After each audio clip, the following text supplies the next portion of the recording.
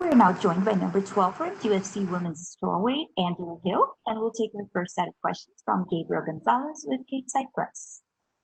Hello, Angela. How are you? Hey, good. How are you? I'm good, thank you. Angela, my first question. I know we like to joke that if we don't see you every month, that it's a long layoff for you, but do you feel like it's been too long since your last one, or has it been a benefit, nagging injuries, you get a little break, go back to the gym to work on your game? Has it been good to have a little bit of space since your last fight? it has, but I don't really feel like I was off because I was in fight camp after my fight in September. Like I was in fight camp for the December card and I did like a full 8 weeks, which is usually pretty rough for me. Just because I hate thinking about someone for that long. But I did a full 8 week fight camp. And when I got COVID, I did take some time off to recover from that and just not get anyone else sick. But after that, I got right back on the ball, got back to the gym, and I have been able to learn some new tricks. I'm hoping I'll be able to implement them in this fight. But I've been working a lot of just grappling lately. I know everyone always says focus on grappling, but I have, and I almost didn't hit pads for the Tisha fight. I was just grappling and really trying to be more offensive in that area. Usually I just focus on defense when I'm in fight camp, but for that fight camp, I was thinking all offense. So now that I've had that time to let that marinate, I'm really looking forward to using it in the fight. I don't know if it's gonna go that way. I'm gonna try to just see what's open and not force anything, but that's a big part of my training right now that I'm really excited about. I know you're very proud of that active schedule. I was looking at it, everyone was very, excited about Kevin Holland. Had you made Mm. it to that last fight in December, you would have tied him 5 fights in a calendar year. Did All it right. bother you honestly that like you couldn't also reach that mark, or was it, that's just how it goes sometimes? Yeah, it bothered me mostly because I did the whole fight camp. Like the fight camp's the worst part of fighting. In the fact that I did all the work and I wasn't able to show up, like it really sucked. And I'm looking at the positives with that. Like I'm happy that I was able to recover so fast. I'm happy that I didn't get too sick. So I was one of the lucky ones. And everyone who's in fight camp right now, they're taking a huge risk with their health. They're in there during the pandemic, just grappling with people, sparring with people. So I think everyone understands the risk that they're taking, but I do feel lucky that I haven't had residual effects like a lot of the fighters have been reporting. And yeah, I'm just ready to go. Well, we're certainly glad you're feeling better. My final question, you have a new show with Karen Bryant. What had happened was, how are you Yeah, yeah. enjoying how are you enjoying doing that show, and how has it helped you get better on camera? Because we know you also do the analyst stuff. It helps a lot. I also do a podcast with my husband, a ceremonial weigh-in podcast, and then back in the day, I was doing a little show with Jessica Penne. So all that stuff has just really helped me be able to speak better. And it's hard to gather your thoughts into a quick sentence sometimes. So being on camera just allows you to get that practice in, get those reps in, just like training. And when I'm on ESPN, a lot of people are like, "Oh, have you practiced before? Have you done this before or gone to school for it?" And I'm like, "No, just practice a lot." So yeah, it's been working out. Do you find yourself saying what had happened was just in regular conversation more? Yeah, well, I'll say what happened was, and then I'll think about it and I'll go, what had happened? Yeah, it's stupid, but I really like doing the show with her. She's a veteran. She knows the game. She knows how to get a good conversation going, and yeah, we talk about some fun stuff. But yeah, I always think that, oh, what happened? Oh, what had happened? Hey, thank you, Angela. Good luck. Thanks. We'll take our next set of questions from David Martin with MMA Fighting. Hey, Angela, let me go ahead and get the uncomfortable question out of the way now, which is Tisha Torres, because that was the fight you were supposed to have. It was scheduled in December. Unfortunately, you got COVID. You can't control that, obviously. But was that fight offered for this card and it didn't happen? Can you kind of walk me through the particulars of what? I've been waiting for a call from Mick to reschedule that fight, especially after listening to Tisha's post-fight scrum. She's like, "Oh, I want to get right back in there, quick turnaround, blah blah blah." And so I'm waiting, like, okay, well, she already signed the contract for me for December, so nothing has changed. It's not like she fought someone who was ranked or she fought someone who even had experience or fights in the UFC. And then I keep hearing back that she doesn't want the fight anymore.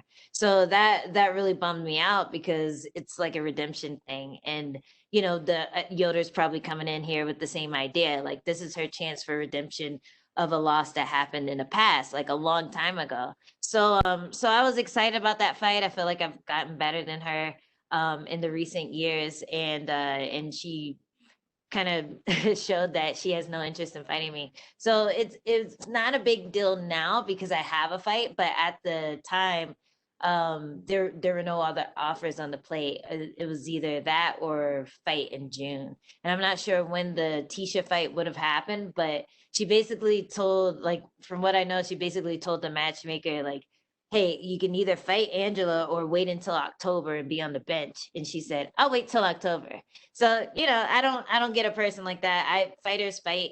And to me, like, that's like a saying that I've always felt strongly about. Fighters fight, show up, make some money, put on a show, and show what you've been working on. And if she's not willing to do it, I'll move on.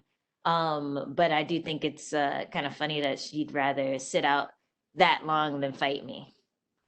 With that being said, I'm sure this didn't really play into your mind, but is it kind of ironic that given that situation that you're fighting Ashley Yoder this week and a win over where, in terms of rankings, in terms of position in the division, this win doesn't do as much for you. No offense to Ashley Yoder because you already have a win over her, but obviously you want to fight. So you're fighting her. Is that kind of the point?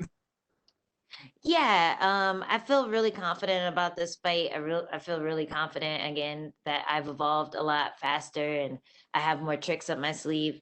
But every fight's a risk, and I think that's the main reason Tisha doesn't want to fight me now because the risk is even higher now than it was before. So every fight's a risk, no matter how confident you feel about it. Anyone can show up and get a knockout or submission or just be stronger or faster, and it's just a risk I'm willing to take. Like, I'm not getting any younger. I definitely want to string together another streak, and I do accept that I lost my last two fights, but I honestly feel like I've performed the best that I ever had in 2020, and stringing together a couple more wins will be a good start off to getting close to a title run. So I know that's far in the future, but I know, like, the strawweight division, especially once you break into the top 15, that title shot is like within a short grasp. So I'm definitely working towards that. I'll string together as many wins as I need to until I get a ranked opponent. Hopefully that'll be the next fight with a win over Yoder. But yeah, I'm definitely not looking past her. I know she's tough. I know she's scrappy. I know she's like clingy and really good at getting on the back. So yeah, it's a risk I'm willing to take in order to get to that next step. If there's a benefit of a rematch, 4 years later that you already can actually show your improvements you made over the last 4 years, is there a little bit of a proving point in a fight? Let's say, okay, 4 years ago I beat her by unanimous decision. I had a couple maybe controversial split decisions in a row. Is there a little bit of like, let me go out and finish this girl. Let me go out and dominate this girl. Kind of show how much I've grown in 4 years. Exactly. Like, I want to put it on her. I want to finish her. I want it to just be a completely dominant performance. Like the last time, I think it was unanimous and I think it was 30-27, but I don't remember. But I want a 30-26. I want a 30-25. I want to, if it goes to decision, that's what I want.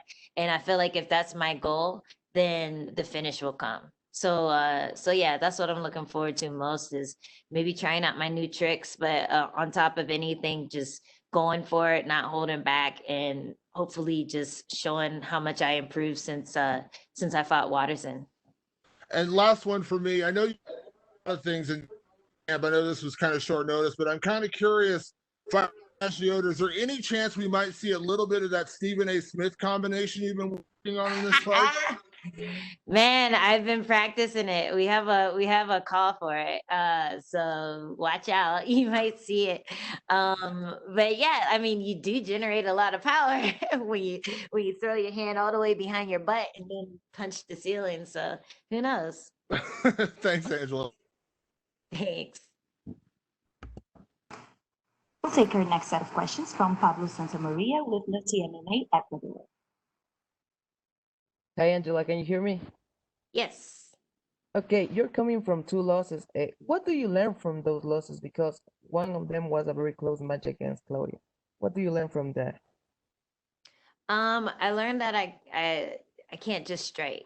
I have to do more. I have to mix it up. I have to go to the ground, or at least try to go to the ground, because I think every striker knows at this point that if even if they just attempt to take you down, sometimes the judges score that, or even if they just push you, they don't punch you, judges will score that. So I'm trying to be more dominant, and in order to be more dominant, getting on top of someone is the best way to do it. Like if you're getting on top of someone, hitting them, not worried about holding just to score points, but just hitting them, getting the punch count up.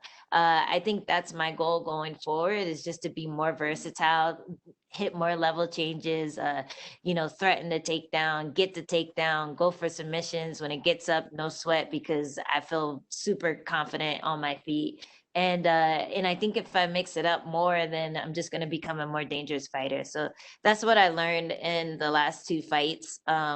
That grappling scores more than punches, and that's my goal. And I felt that way immediately after the Watterson fight, and I've just been working towards that goal ever since. Okay, for sure. You already had a victory over Ashley. Do you think that gives you like a mental edge over her? I think so. But I also think that Ashley is going in there with maybe a little less weight on her. For me, like I'm ranked, she's not. So she's going in there, with nothing to lose. And for me, like I want to break my lose streak. I want to beat this girl that I already beat. I don't want to, make the mistake of fighting someone who I already beat, and now I'm losing that clout. So there's a little more weight, I feel like, with that, but at the same time, yeah, I feel confident. I feel like I would beat her now. And I feel like just I feel stronger in a lot of places. And it's funny because I've actually been working a lot of the positions where she is strong, just by accident, just because I wanted to. So from the Watterson fight on, I've been working a lot on hip throw defense and judo stuff, cage work, just really getting a good understanding of that. And I think that's gonna just help me become a better fighter all in all, but especially against Yoder, that's what she's really good at. So I feel really confident just in the fact that I've been training almost for her, and then I just happened to get her. Okay, for sure. And if you get the victory, who do you want to fight next? Maybe Tisha, or do you have another name on your mind? Teacher won't fight me next, so I'm moving on. Yeah, she can sit out for 8 months. Um, I mean, I'd love a rematch against Claudia. I think that fight was very obvious that I should have won. So I'd love to rematch it with her. Uh, who else? I mean, Watterson was a good fight. I don't think she'll fight me again though, but if she's down, I'm down. But like when it comes to new people, I love to fight Marina Rodriguez. She put on a great fight against Rebus, and I think it would be a hell of a striking match for sure. I could practice my grappling attack, but I won't be too worried if she gets up. So I think that would be a really exciting fight as well. I agree. That fight with Marina will be awesome.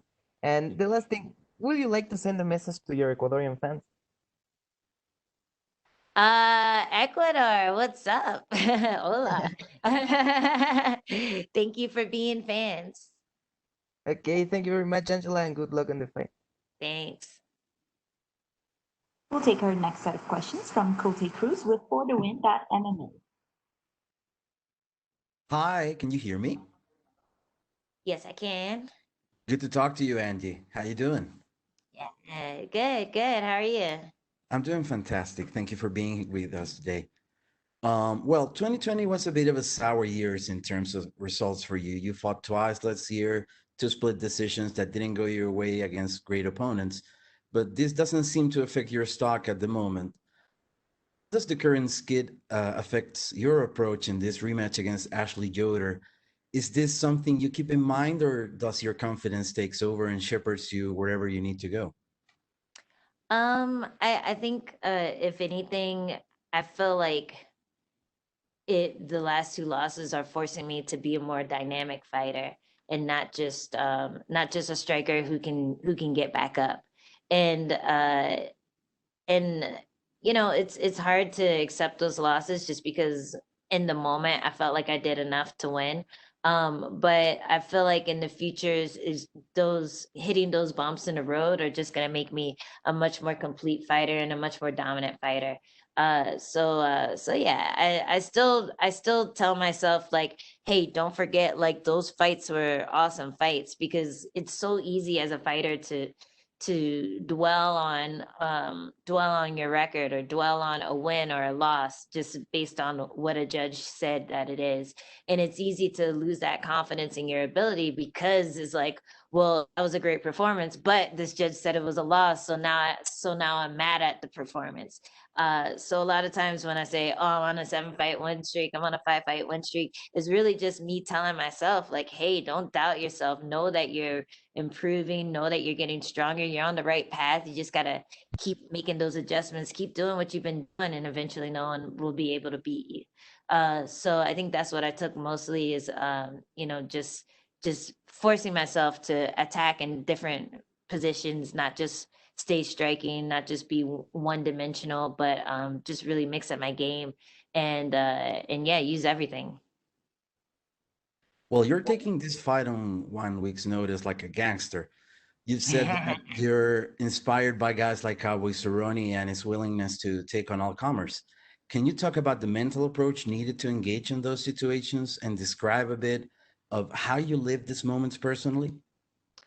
It's like that YOLO mentality, right? I think we were saying it when we were kids, but yeah, you live every day like it's your last. You never know what's gonna happen. If anything, 2020 showed us that like this, we're we're barely surviving as a species, you know? So why not? Why not go out with a few good memories, a few exciting times? The ups and the downs, they just make the ups bigger, you know, the downs make the ups greater.